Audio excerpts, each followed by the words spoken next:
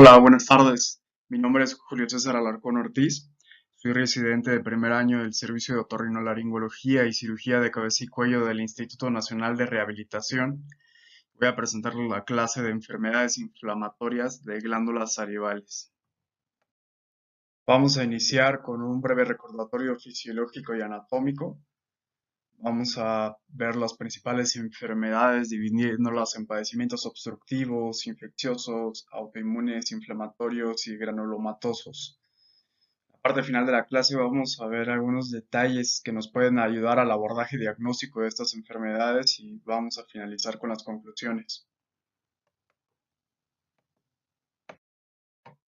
Los objetivos de la clase serán otorgarles un panorama general de estos padecimientos, enfatizar los trastornos inflamatorios y obstructivos que son los más frecuentes, y presentar un abordaje claro para el diagnóstico y manejo de estas enfermedades. Nos vamos a referir principalmente a las glándulas salivales mayores, que son tres pares de glándulas que se encuentran en la cabeza y cuello, que se encargan de secretar la mayor parte de la saliva.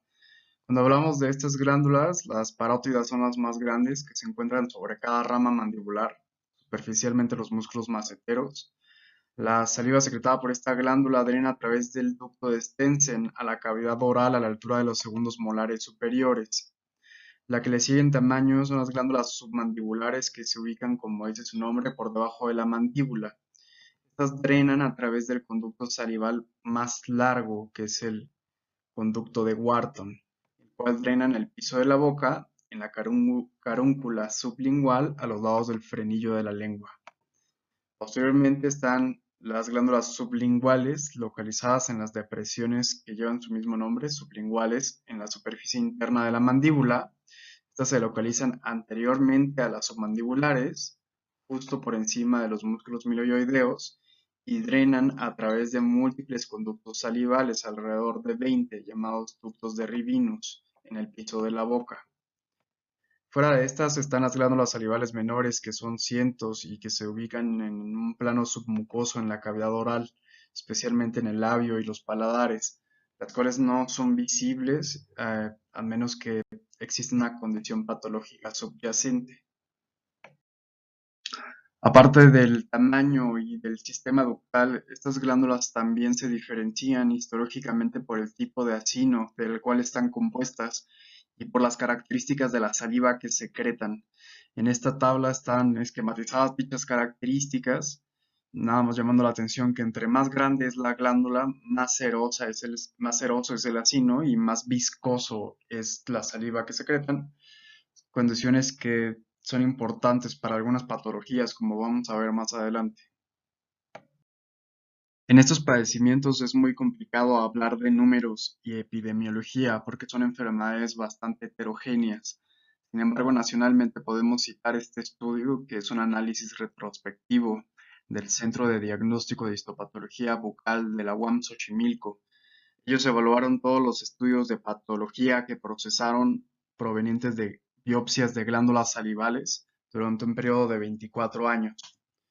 Ellos encontraron que en la mayor parte de estos estudios resultaron padecimientos neoplásicos. Menos del 10% fueron agrandamientos no neoplásicos. En, en concreto, ellos determinaron que estas patologías son muy heterogéneas, como comentamos, siendo la mayor parte quistes de extravasación de la mucosa, o sea, problemas del sistema ductal, y que propiamente padecimientos inflamatorios de la glándula son menos de 10% en algunos casos. Ellos encontraron 54 casos de cialodenitis crónica y 41 casos de síndrome de Sjögren. La población más afectada en su estudio fueron mujeres entre la segunda y tercera década de la vida. Vamos a iniciar con la revisión de las distintas enfermedades y vamos a empezar con los padecimientos obstructivos. Cuando nos referimos a una obstrucción, estamos hablando de un padecimiento que detiene el flujo salival en el sistema ductal de las glándulas. De estos, el más importante es la cealolitiasis, es decir, la formación de cálculos o litos salivales en el sistema ductal. La prevalencia es mayor en hombres de 40 a 70 años y se compone sobre todo de las sales minerales que se encuentran en la saliva, principalmente fosfato y carbonato de calcio, que se forman alrededor de una matriz de glucoproteínas y mucopolisacáridos y básicamente se impactan en el sistema ductal. El factor más importante para la formación de litus es cualquier situación que provoque una detención del flujo de saliva. Esto puede ocurrir durante estados de deshidratación, el uso de diuréticos, trauma local, medicamentos o condiciones que disminuyan el flujo de la saliva, como la ingesta de anticolinérgicos o antihistamínicos. En esta tabla están puntualizadas algunas diferencias de estos padecimientos. La glándula más afectada es la submandibular por arriba del 80% de los casos. El sitio más afectado es el sistema ductal propiamente y el factor más importante para la formación del hito es cualquier condición que detenga el flujo normal de saliva. A diferencia de esto de la litiasis de la glándula parótida y sublingual que se ven en menor proporción de casos, en estos dos, el factor más importante para la formación del hito es una lesión propiamente hablando de la glándula o del sistema ductal. Y esto obedece a ciertas diferencias anatómicas y fisiológicas características de la glándula submandibular. ¿Y por qué los litos se forman más frecuentemente en la glándula submandibular? Por algunos factores fisiológicos, como comentamos, su saliva es más mucoide, es más espesa que la de la glándula parótida, perdón. El pH de esta saliva es más alcalina, lo que favorece la precipitación de sales, principalmente las de calcio, y contiene una concentración más alta de hidroxiapatita.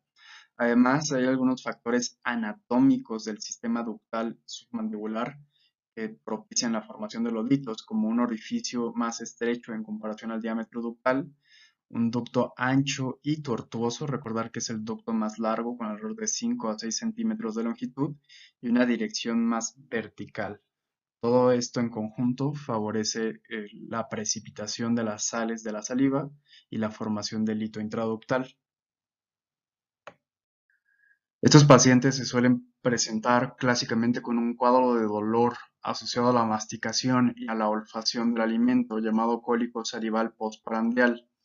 Además, al ser un problema obstructivo, pueden provocar una infección de la glándula llamado cialodenitis y pueden tener una evolución crónica y recidivante, provocando cambios fibróticos en el sistema ductal, llamadas ectasias, y autoperpetuar estos síntomas obstructivos.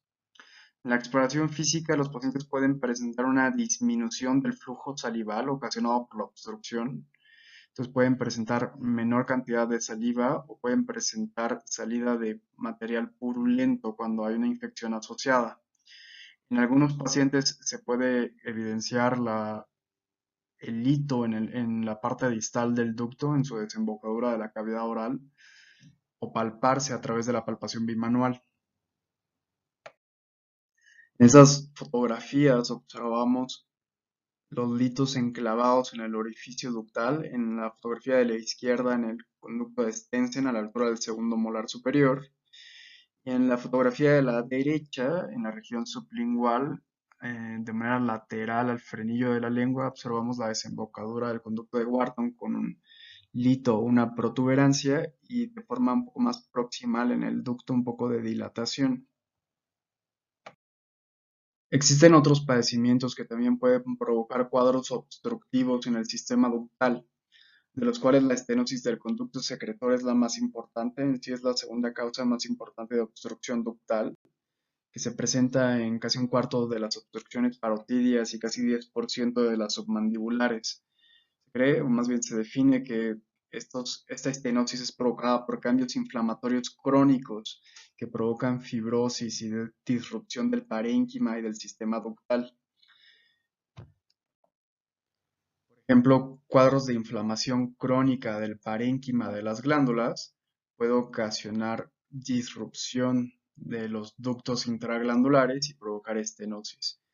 Cuadros de cialolitiasis recidivante puede provocar una nectasia ductal y ocasionar estenosis. En cuanto al abordaje por gabinete, el ultrasonido puede ser lo único que se necesite. El ultrasonido de alta resolución puede identificar hasta 90% de los litos, sobre todo cuando son mayores de 2 milímetros. En sí es una herramienta disponible y costo efectiva para estos padecimientos. La tomografía simple también es un estudio de alto rendimiento. 80% de los litos son de material cálcico, entonces son hiperdensos en la tomografía. Los hallazgos clásicos que se describen es observar el lito hiperdenso, el aumento del volumen de la glándula involucrada y la dilatación proximal del ducto o del sistema ductal. La resonancia también es un estudio que tiene todavía más efectividad para detectar estos padecimientos. Tiene la facultad de detectar los litos que no son hiperdensos en las tomografías, por ejemplo. Al ser un estudio que tiene más connotaciones fisiológicas, se ha descrito la técnica de cialografía por resonancia, que sin necesidad de material de contraste tiene la facultad de realzar el sistema ductal y usualmente por la disponibilidad y el costo está reservada para los casos más complejos. En estas imágenes vemos algunos de los hallazgos encontrados por ultrasonido. En la fotografía de la izquierda lo que vemos es una lesión redonda ovoidea con una ecogenicidad heterogénea, en algunas partes hiperecogénica, y lo que está atrás es una imagen tubular hipoecogénica, lo que correspondería a un lito enclavado en el sistema ductal en el conducto de Wharton con un ducto dilatado proximalmente. En las imágenes de la derecha lo que podemos delimitar un poco mejor es esa imagen redondo ovoidea hiperecogénica con una sombra acústica posterior que representaría el hito. Es una imagen de una tomografía simple, un corte axial con ventana para tejidos blandos a la altura de la mandíbula, y lo que podemos observar es las múltiples imágenes hiperdensas que están a lo largo del conducto de Wharton y proximalmente el aumento de volumen de la glándula submandibular involucrada. Estos son otros cortes tomográficos axiales con ventana para tejidos blandos. Aquí está involucrada la glándula parótida y el ducto de Stensen. Lo que vemos en la primera imagen, en la A, es una lesión redonda ovoidea hiperdensa en la parte distal del ducto, casi en su desembocadura. Lo que podemos ver en la imagen B es la dilatación proximal del ducto, asociado también al aumento de volumen de la glándula parótida ipsilateral. Y finalmente, como platicamos, la resonancia magnética es un estudio que otorga una alta diferenciación tisular, tanto del parénquima de la glándula como del sistema ductal. La cialoresonancia es una modificación de la secuencia T2 que aprovecha el flujo salival para crear un contraste natural entre las estructuras sin necesidad de otorgar un material de contraste, es decir, es un estudio meramente no invasivo. Lo que se puede observar en la imagen A es el realce de la glándula submandibular del sistema ductal del conducto de Wharton y en la parte distal unos defectos de llenado que corresponde a litos. La imagen en la fotografía B es una variante de la cialoresonancia donde se observan los mismos hallazgos y ambas fotografías se están comparando con la imagen C, que es una cialografía convencional, que es un estudio radiológico donde se tiene que canalizar o canular más bien el sistema ductal para la administración de material de contraste, lo cual lo hace un procedimiento tanto molesto como invasivo y potencialmente peligroso en los casos donde haya una infección de la glándula provocada por la infección. Entonces, la resonancia magnética pues otorga el beneficio de ser un procedimiento con alta resolución espacial y no ser invasivo. El manejo de la cialolitiasis siempre va a depender del número, del tamaño, de la forma, de la localización de estos litos, si se encuentran móviles o impactados en el sistema ductal, y siempre asociado a un manejo no quirúrgico, como los cialogogos, mascar chicle, por ejemplo, calor local, hidratación y masaje de la glándula involucrada. En cuanto a los litos submandibulares, si estos se encuentran distalmente, pueden ordeñarse o removerse a través de pequeñas incisiones en los ductos. Los litos proximales o impactados pueden llegar a requerir eh, abordajes quirúrgicos más extensos y hasta resección de la glándula. Los litos parotidios pueden llegar a requerir abordajes transorales o resecciones glandulares, puntualizando que la manipulación del ducto de Stensen tiene una alta incidencia de estenosis y con la finalidad de evitar abordajes muy extensos o muy invasivos, existen abordajes de mínima invasión que vale la pena mencionar. Evidentemente, aunque no son tan disponibles en algunos casos, esos abordajes pueden evitar la manipulación extensa o la resección de las glándulas completas. En esta diapositiva se muestran algunas imágenes de estas técnicas de mínima invasión. En la imagen de la esquina superior izquierda se puede ver un procedimiento de cialoendoscopía que implica la canulación del sistema ductal por medio de un endoscopio que tiene la finalidad de remover el hito impactado por medio de diversos utensilios como canastillas. En la imagen central se puede observar un procedimiento de litotripsia extracorpórea, muy similar a lo que se utiliza en urología, un dispositivo que genera energía sonora de alta frecuencia o de alto impacto para fragmentar el hito y hacer más sencillo su retiro. En las imágenes de la derecha se observa un procedimiento de litotripsia intracorpórea que implica la canulación del sistema ductal y el uso de algunos dispositivos que pueden emitir energía de láser o energía sonora de alta frecuencia, igual con la intención de fragmentar y hacer más pequeños los litos. Estas técnicas se pueden utilizar de forma única o se pueden hacer abordajes mixtos, realizar una litotripsia para fragmentar el lito y hacer más fácil su retiro por medio de una cialoendoscopía, por ejemplo, con diversos resultados publicados en la literatura.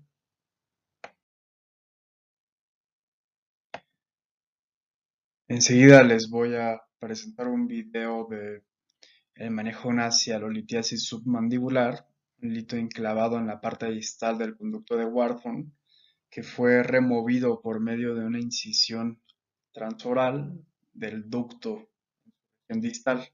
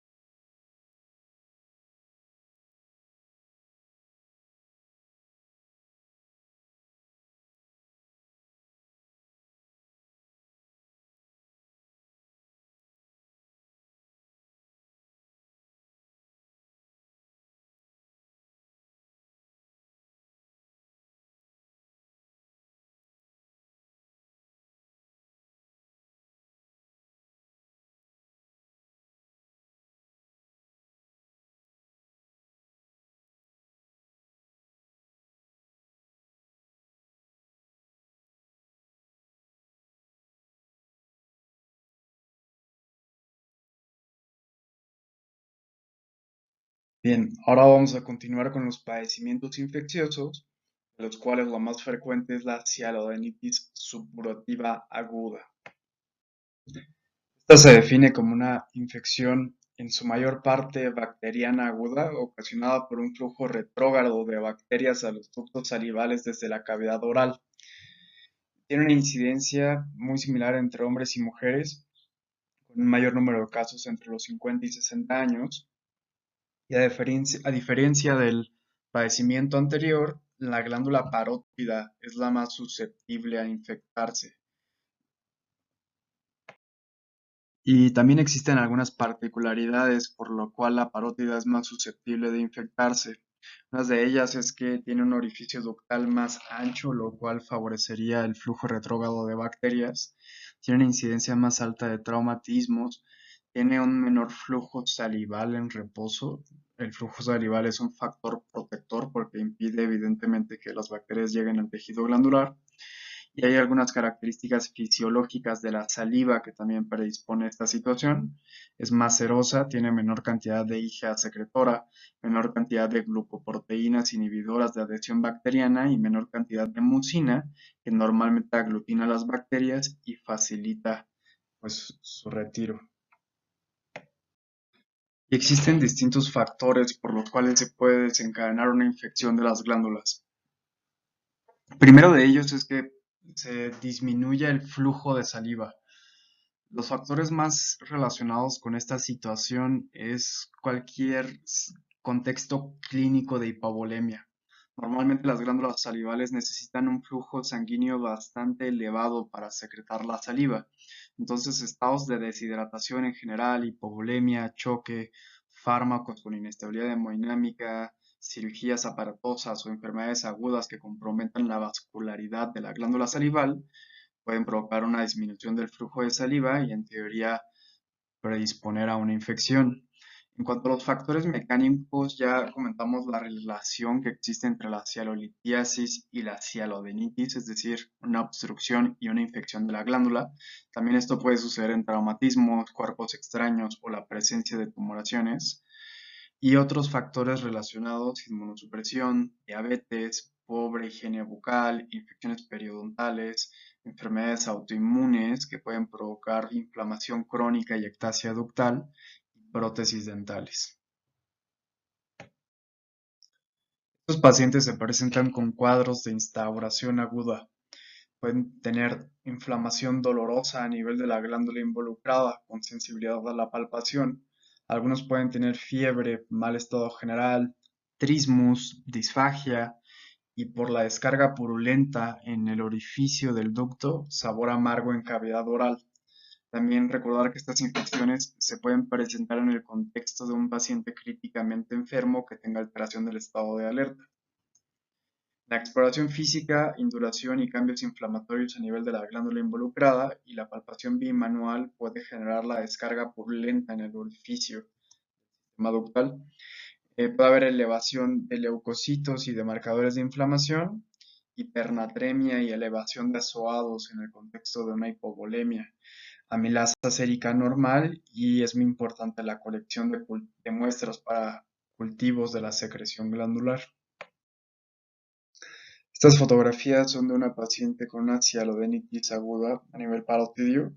Lo que se ve en la imagen con la letra A es una simetría facial a expensas de este aumento de volumen en la región parotidia.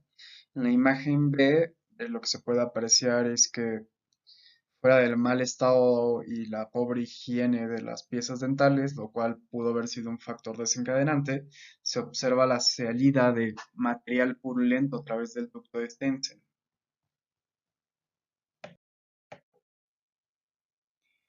Y enseguida vamos a ver un video acerca de cómo se observa la salida de material purulento a través del sistema ductal cuando se realiza una palpación bimanual, que es un dato clínico bastante característico de estos padecimientos.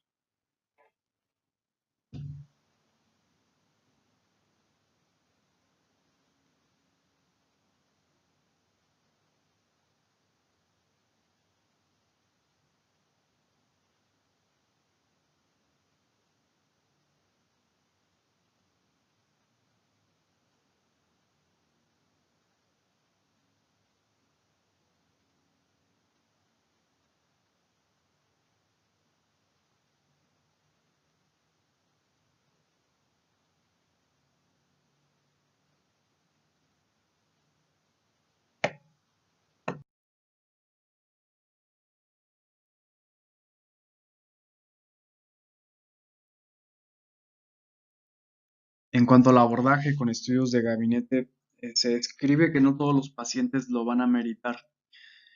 Este es especialmente útil cuando los pacientes no responden al tratamiento, cuando se deterioran clínicamente o cuando hay alguna sospecha de complicación, como la formación de un absceso o infección de espacios profundos de cuello.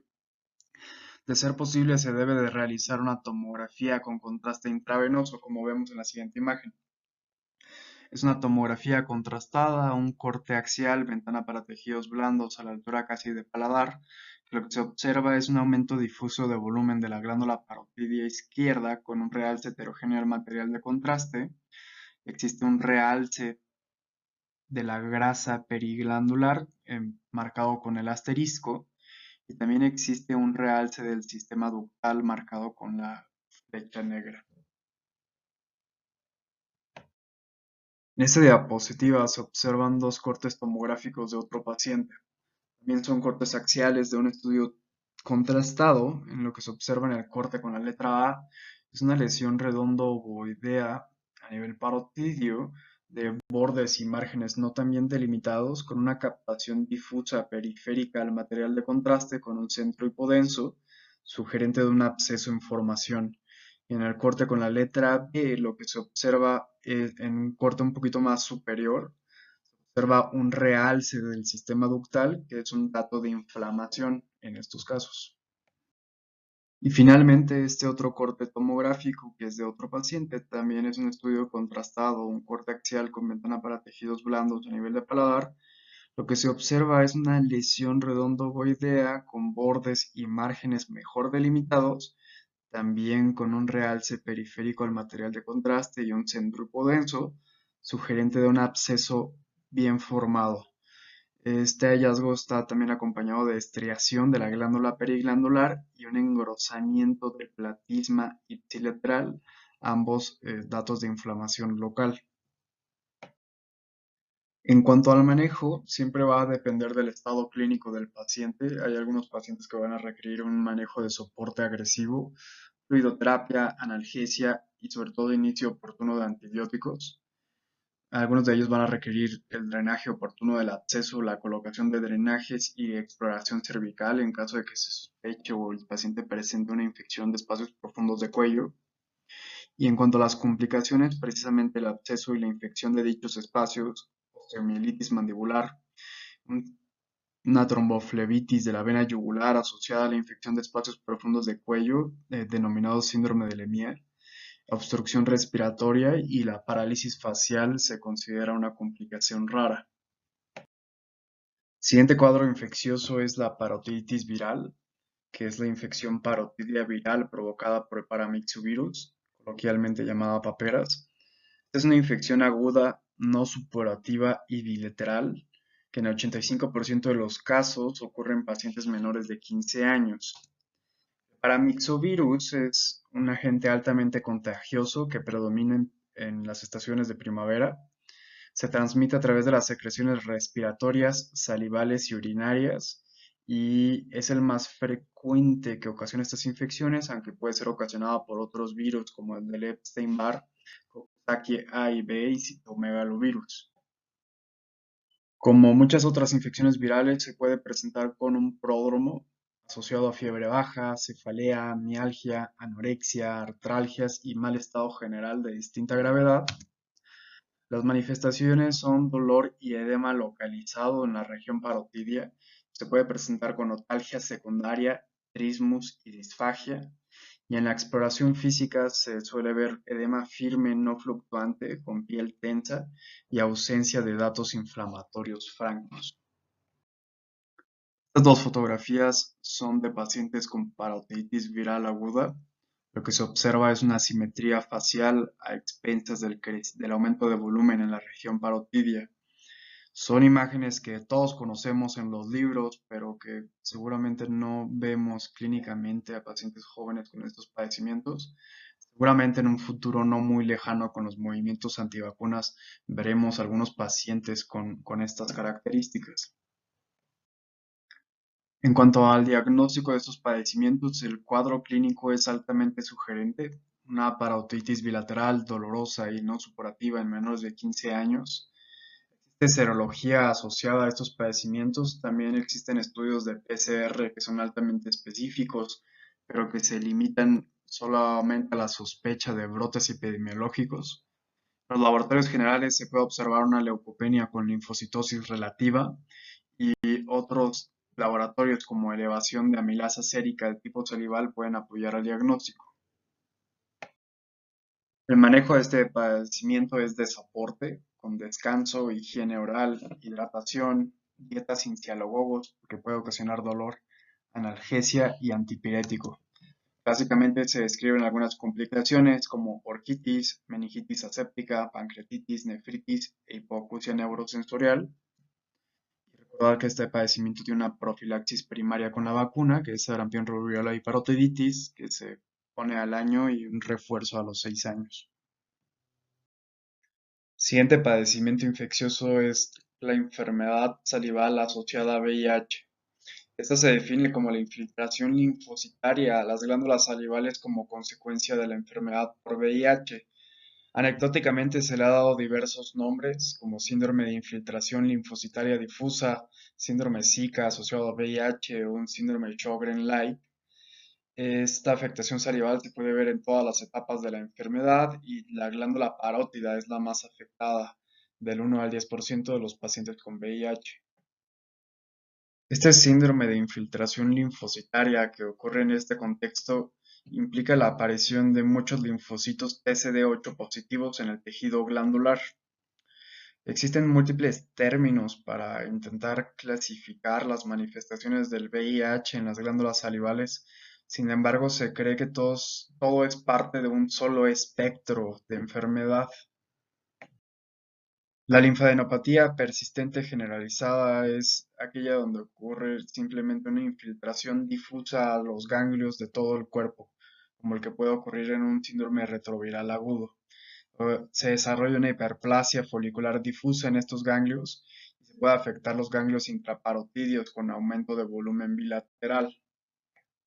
La lesión linfoepitelial benigna asociada a VIH ha tenido múltiples nombres a lo largo de las décadas, como enfermedad de Mikulicz, tumor de Godwin, cialodenitis mioepitelial, y también se ha asociado a otras enfermedades como sarcoidosis, Sjögren, y a diferencia de estas últimas, en el contexto de VIH se asocia con un menor riesgo de linfoma.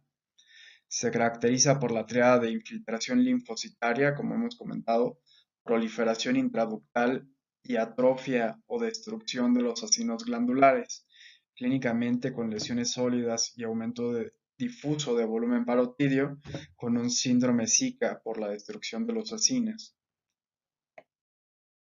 La última variante es el quiste linfoepitelial benigno asociado a VIH, que implica la aparición de múltiples lesiones quísticas en los ganglios linfáticos intraparotidios. También puede ocurrir una metaplasia e hiperplasia de epitelio escamoso ductal en la glándula asociado a infiltrado linfocitario e hiperplasia folicular. Clínicamente se expresa como un aumento de volumen parotidio bilateral, indoloro o asociado de enopatías cervicales. Como les he comentado, estos tres escenarios se consideran como un espectro de una sola enfermedad, es decir, de la enfermedad salival asociada a VIH. Entonces, no es raro encontrar estas características de manera conjunta en el paciente, en los hallazgos histopatológicos. El manejo de este padecimiento es variable dependiendo de las características de las lesiones. Hay algunos pacientes que ameritan un manejo conservador, hay pacientes que ameritan aspiraciones repetidas de las lesiones quísticas por el dolor, el aumento de volumen, pacientes que se pueden manejar con escleroterapia, radioterapia y cirugía, es decir, la resección de las lesiones. Sin embargo, uno de los pasos más importantes es valorar la respuesta del tratamiento antirretroviral, porque algunas pueden pues, remitir total o parcialmente después del inicio de estos medicamentos. Ahora vamos a continuar con algunos padecimientos autoinmunes e inflamatorios de las glándulas salivales, de los cuales el síndrome de Sjögren es el más importante. Este es una enfermedad autoinmune crónica de las glándulas exócrinas, tanto salivales como lagrimales, relacionada con un infiltrado linfoplasmocitario glandular. Se denomina síndrome de Sjögren primario cuando ocurre únicamente en la afección de las glándulas y secundario cuando sucede en un contexto de otra enfermedad autoinmune de base como lupus, artritis o esclerodermia. Es un padecimiento que predomina en mujeres entre la cuarta y quinta década de la vida. Como todo padecimiento autoinmune, se considera que tiene una etiología multifactorial, donde se suman factores genéticos, inmunológicos y ambientales. Se considera como una reacción aberrante a ciertos antígenos tisulares, lo que provoca un infiltrado linfocitario que se focaliza en las glándulas exócrinas y ocasiona la producción de anticuerpos contra ribonucleoproteínas, anti-Ro, anti-LAG, que son característicos del padecimiento. Este infiltrado linfoplasmocitario provoca una hipofunción de la glándula, de ahí el síndrome Zika que clásicamente se describe. También esta sobreestimulación de linfocitos B implica un riesgo incrementado de una neoplasia, un trastorno linfoproliferativo. Las manifestaciones clínicas derivan principalmente de la hipofunción glandular. En cavidad oral, como consecuencia de la serostomía, puede presentarse los pacientes con dificultad para la deglución, pérdida del gusto, candidiasis recurrente, caries dentales y adherencia incrementada de restos alimentarios. De los seroftalmos ocurre una sensación de cuerpo extraño a nivel conjuntival, vasodilatación e inyección conjuntival y corneal, aumento de tamaño de la glándula lagrimal puede ocurrir un cuadro de destrucción epitelial de la córnea llamado queratoconjuntivitis seca. Puede ocurrir también un aumento de volumen glandular, principalmente de la parótida, más de la mitad de los pacientes, un cuadro unio bilateral, fluctuante o estático. Como todo padecimiento autoinmune, puede acompañarse de manifestaciones sistémicas como mal estado general, fiebre de bajo grado, mialgias, artrialgias, y también puede afectar a otros órganos blancos. En esta diapositiva hay imágenes características del síndrome de Sjögren.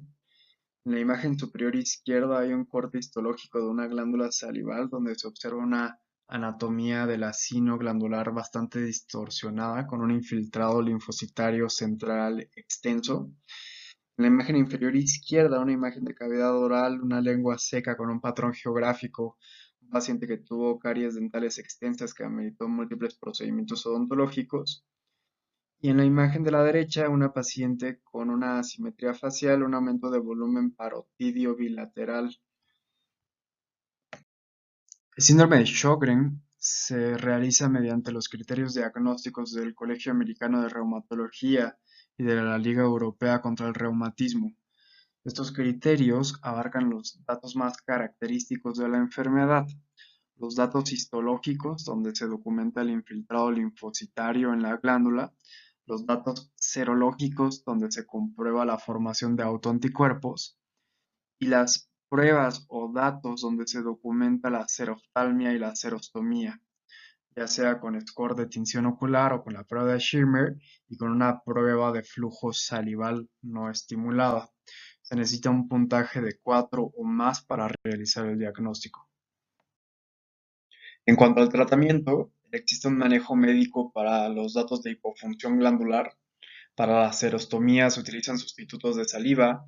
Es importante el manejo complementario de caries dentales y candidiasis oral que pueden ser recurrentes. Coma de mascar o dulce sin azúcar por su efecto cialogogo. O se puede utilizar pilocarpina por sus efectos parasimpático-miméticos para aumentar la secreción salival. Al ser oftalmos, lubricantes oculares y la oclusión ocular en caso de que existan úlceras corneales. El manejo sistémico de esta enfermedad implica el uso de inmunosupresores o inmunomoduladores o hasta terapia de depleción linfocitaria con rituximab. Existe otro trastorno inflamatorio que es especialmente relevante porque puede ocasionar manifestaciones similares al síndrome de Sjögren y ser un diagnóstico diferencial. Es la enfermedad por IgG4, que se considera un trastorno linfoproliferativo multiorgánico. En esta enfermedad ocurre una síntesis y acumulación incrementada de IgG4 que se deposita en diversos órganos y ocasiona lesiones pseudotumorales. Las manifestaciones clínicas son altamente variables dependiendo de los órganos afectados, que principalmente puede ser páncreas, pulmón y las glándulas exócrinas. En cuanto a este contexto del diagnóstico diferencial con Sjögren, hay algunas semejanzas. El aumento del volumen glandular por el depósito de la inmunoglobulina, el síndrome Zika ocasionado por la hipofunción glandular, algunas manifestaciones sistémicas como artralgias, también hay una hipergamaglobulinemia, hipocomplementemia y anticuerpos antinucleares elevados que se pueden presentar también en Sjögren. Las diferencias con este padecimiento es que hay ausencia de anticuerpos anti-Ro y anti-La característicos. Histopatológicamente, el infiltrado por IgG4 es característico de la enfermedad por IgG4, por eso se llama así. Y a diferencia de Sjögren, hay una mejor respuesta al tratamiento con esteroides. Otra enfermedad inflamatoria es la parotiditis juvenil recurrente, que se define como un padecimiento inflamatorio no obstructivo ni supurativo de las glándulas parótidas. Es un padecimiento poco descrito y hasta enigmático por los pocos reportes de caso que existen. No hay una causa clara, por lo que se considera multifactorial entre alergias, infecciones, manifestaciones autoinmunes y ciertos factores genéticos. Se presenta de forma episódica, unos episodios que duran 2 a 7 días, que comienzan desde una infancia temprana y que remiten en la pubertad, que se caracteriza por un cuadro clínico de inflamación de la glándula parótida uniforme de consistencia variable, con aumento de sensibilidad y dolor, fiebre y mal estado general. En la mayor parte de los casos el tratamiento es conservador entre analgesia, masaje, aplicación de calor y cialogogos. Sin embargo, hay algunos pacientes que por la inflamación crónica y recurrente pueden tener cambios anatómicos de fibrosis y ectasia ductal que pueden llegar a requerir algunos tratamientos más invasivos como dilataciones o aplicación de toxina botulínica, y se considera que existe cierta relación de estos pacientes con el futuro desarrollo del síndrome de Sjögren. Algunos padecen enfermedad por VIH y el riesgo de linfoma. Para finalizar el segmento de las enfermedades inflamatorias, vamos a hablar acerca de la cialodenitis post aplicación de yodo radioactivo. Como conocemos, el radioyodo entra en las células tiroideas a través del transportador yodo-sodio.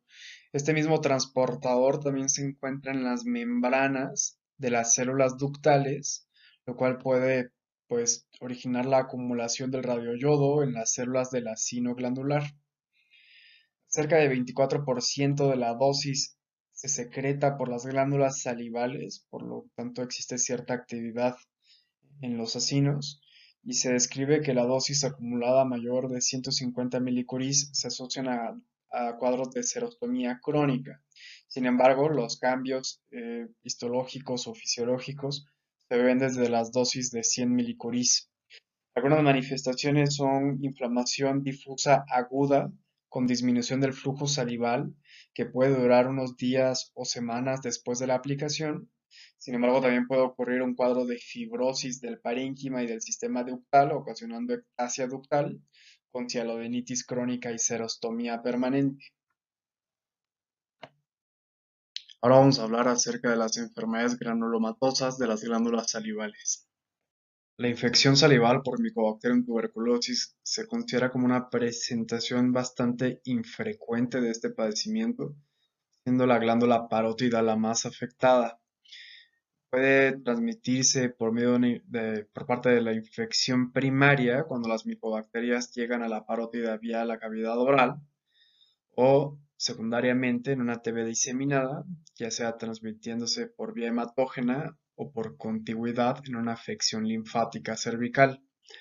Algunos factores relacionados con este padecimiento son lesiones en la cavidad oral o un foco de micobacterias en el tejido amigdalino, obstrucción ductal, lo cual disminuye el flujo de saliva, es decir, la glándula parótida en sí se considera algo inmune a las micobacterias, tanto por las características de la saliva como por el flujo anterogrado de esta, y la obstrucción es un factor importante para su infección.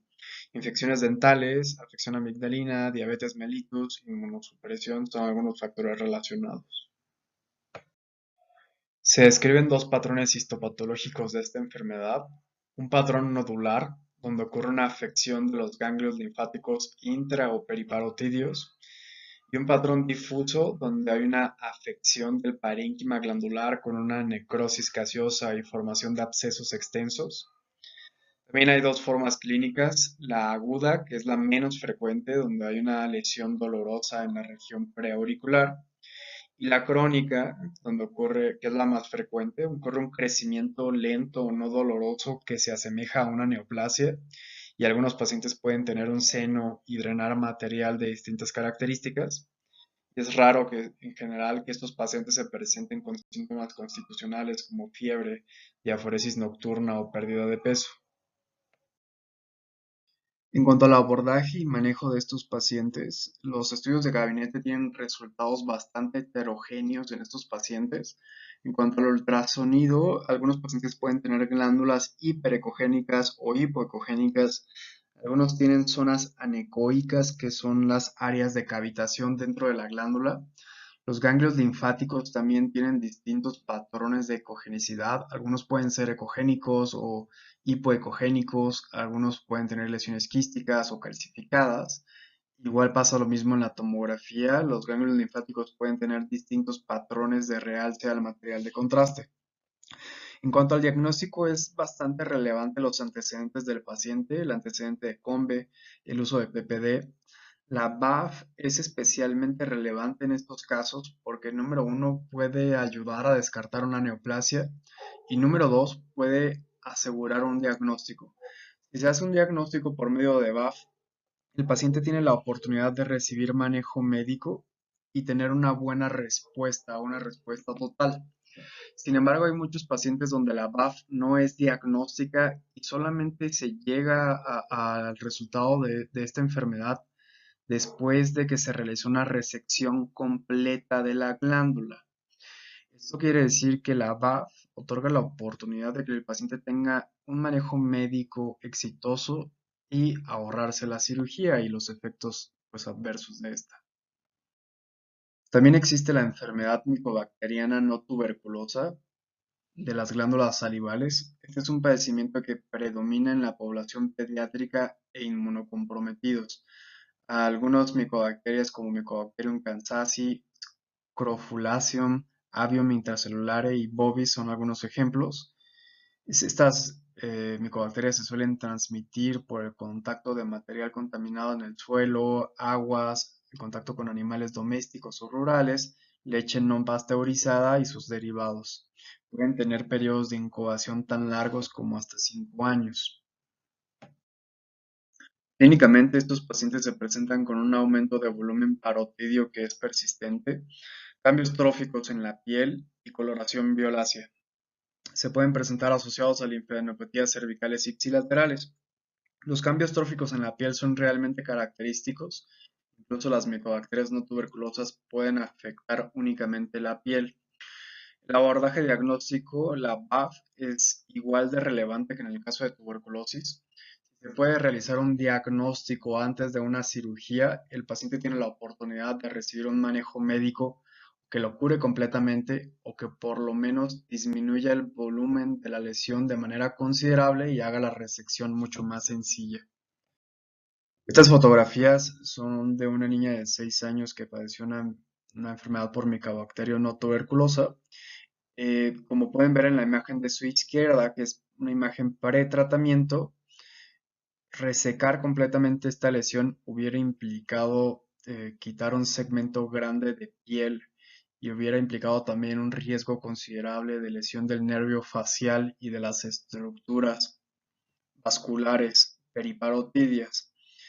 Entonces a esta paciente se le dio la oportunidad de recibir un esquema completo de medicamentos contra micobacteria. Al finalizar su tratamiento, la lesión disminuyó significativamente de tamaño, lo cual hizo la resección mucho más sencilla. Lo cual es muy importante, sobre todo porque ya dijimos, este padecimiento afecta principalmente a la población pediátrica. Para finalizar esta sección de enfermedades granulomatosas, he puesto una tabla con las enfermedades autoinmunes o infecciosas que pueden afectar las glándulas salivales. Algunos casos como la sarcoidosis y la actinomicosis que pueden afectar directamente a las glándulas, principalmente la parotidia, o la bartolinosis y la toxoplasmosis, que más que afectar a las glándulas salivales, afectan los ganglios linfáticos cervicales. Ahora vamos a puntualizar algunos detalles que nos pueden ayudar en el abordaje diagnóstico de estos padecimientos.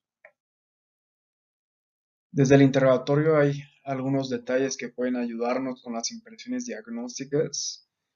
Si el paciente tiene alguna enfermedad reumatológica, si hay un antecedente de COMB positivo, si el paciente diabético y tosedor se le ha diagnosticado tuberculosis, si el paciente joven tuvo todas sus vacunas.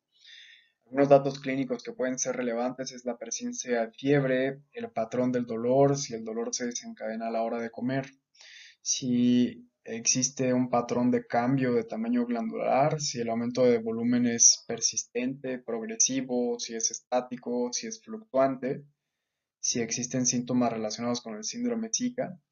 A la exploración física, algunos detalles que pueden auxiliarnos son los señales de traumatismo, la presencia de enopatías cervicales, parálisis facial o si hay secreción ductal a la hora de realizar una maniobra de palpación bimanual.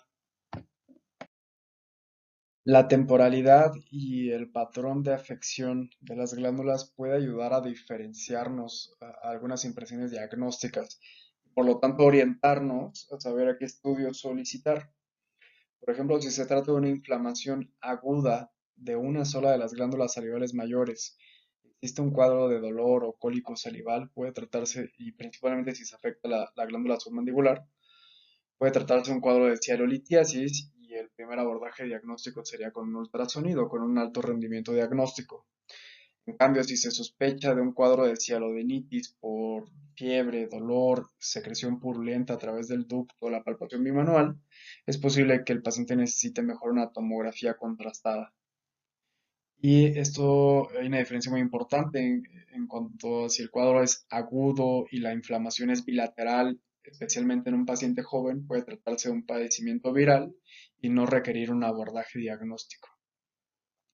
También si la inflamación es crónica y afecta una sola de las glándulas, puede tratarse de una cialolitiasis o cialodenitis recurrente, dependiendo del patrón de evolución, y el paciente ameritar algún estudio de imagen o algún estudio invasivo como manejo. Si el paciente tiene un crecimiento, un aumento de volumen glandular lentamente progresivo, puede tratarse de una neoplasia y el paciente necesitará un estudio de imagen con alta resolución espacial como una tomografía o una resonancia y ameritar una BAF. Si el aumento de volumen es crónico y generalizado y se asocia a síndrome Zika, el paciente puede tener un síndrome de Sjögren o enfermedad por VIH, dependiendo de los antecedentes y de las características clínicas. Si el paciente tiene un aumento de volumen generalizado, crónico, asociado a adenopatías, puede tratarse de tuberculosis, micobacterias no tuberculosas o enfermedad por VIH, por ejemplo. Y vamos a finalizar la clase con las conclusiones. Las enfermedades inflamatorias de las glándulas salivales son un grupo heterogéneo de padecimientos. Es importante determinar quién amerita abordajes invasivos y quién no invasivos, principalmente el uso de la BAF, y determinar cuándo se requiere un manejo conservador de la enfermedad de base y cuándo uno quirúrgico, como es el caso de la enfermedad salival por VIH o tuberculosis. Eso sería todo. Muchas gracias por su atención.